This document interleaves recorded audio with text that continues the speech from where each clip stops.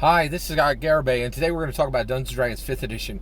We're going to talk about Magic the Gathering and Adventures in Forgotten Realms and how this set has failed. Boy, I will tell you when I'm right. I do it all the time, but I got to tell you when I'm wrong, and I was wrong. So there are two pieces of data, hard evidence, that have recently come out that MTG Magic the Gathering Adventures in Forgotten Realms, the only set in Magic the Gathering that is set in an official Dungeons & Dragons setting, is a complete and utter failure. Okay, so I love this set and I love everything it's going to be.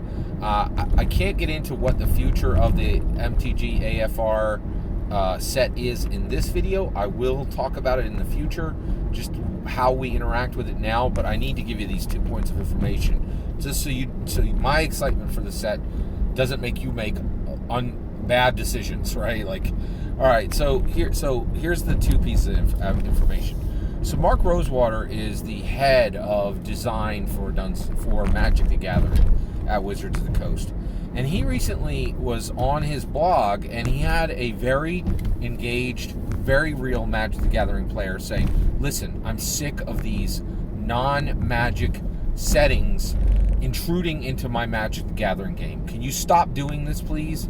So, and he said it in a very polite way, and Mark Rosewater was like, okay, I hear you. So far we've done Walking Dead. We've told you we're going to bring Lord of the Rings. We've told you we're going to bring Warhammer. We've already brought Godzilla into Magic the Gathering. We've brought, this is not a joke, we brought My Little Pony into Magic the Gathering, right? And now we've brought Dungeons & Dragons. Now, I'm frustrated that Magic the Gathering is being lumped in with Godzilla and Walking Dead and Lord of the Rings and War Master and Warhammer and My Little Pony as a non-Magic the Gathering setting, right? Magic the Gathering is about planeswalkers. You could certainly planeswalk to Faerun. That fits, right? It doesn't make sense that a planeswalker would walk to My Little Pony world or to Warhammer world. Like, it doesn't. I kind of get the person's point there, right? But here's where we're at. And you know what Mark Rosewater said? He said, okay, I hear you. It's done. We're not going to make any Magic the Gathering, any non-Magic the Gathering setting a premier set anymore. And what that means is the real juice of. It doesn't mean that we'll never see Dungeons & Dragons cards again. We're literally, some of them are already in the can. I have Secret Lair Magic the Gathering cards coming that are Dungeons & Dragons specific, that are already, that they're not available now, but they're being printed now, right? So there's already some in the can. But, like, basically he's saying never again. You're never going to go to a pre-release and Eberron's going to be the setting. Mark Rosewater just promised that, right? So that is a hard evidence against what I've been saying, that this will work out, people will love it, and that there'll be more Dungeons & Dragons settings in Magic the Gathering. That's very hard evidence that the Magic the Gathering players hated this, right? And I get it. Actually, I could talk for a whole video on why they hated it, but I want to keep focused because there's one more piece of evidence. All right, on Magic the Gathering has an incredibly robust community all to itself on YouTube, just like D&D does. It's distinct in its own, and one of the best people on there is Tolarian College. Okay, so there's this one dude. He's literally a professor, and he dresses like a professor, who wears a tweed jacket, and he talks about Magic the Gathering in a very academic way. And he has this long-standing game that he plays, which is super fun. He does a fantastic job with these videos, and he has very well earned literally millions of views with these fantastic videos. And it's called the Booster Box game, right? And what the Booster Box game is he buys a booster box of the newest set of Magic for $100, right? And if you know what you're doing and you got good connections, you can always do this. It's not easy. Generally, you're buying at a pace of $130. You're buying at a pace of $130, right? A box, and that's easy to do. It's hard to find boxes at $100, I've found, and get them reliably delivered.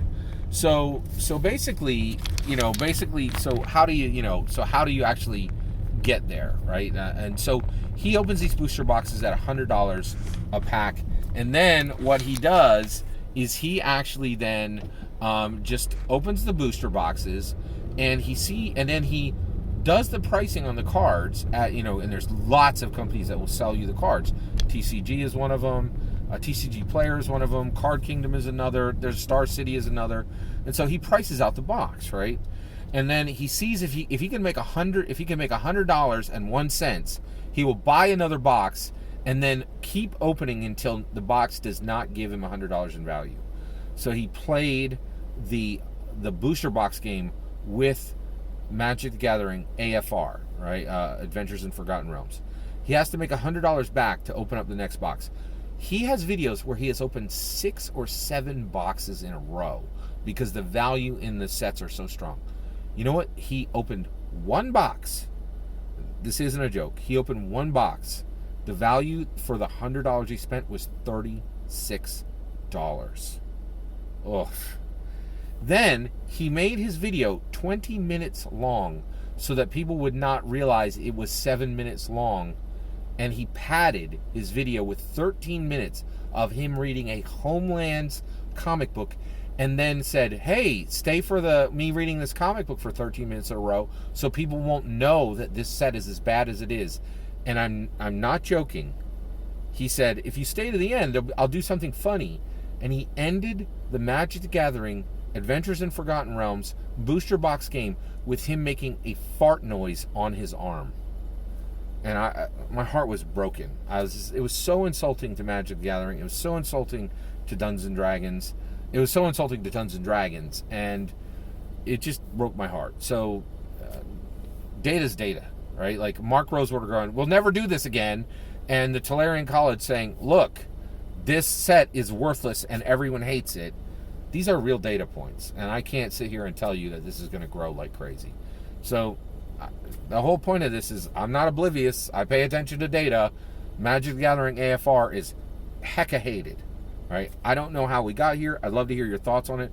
Why do you think this set was so poorly received by Magic the Gathering playing? I'd love to hear your thoughts. Let me know in the comments below. Please consider liking and subscribing, and have a wonderful millennium.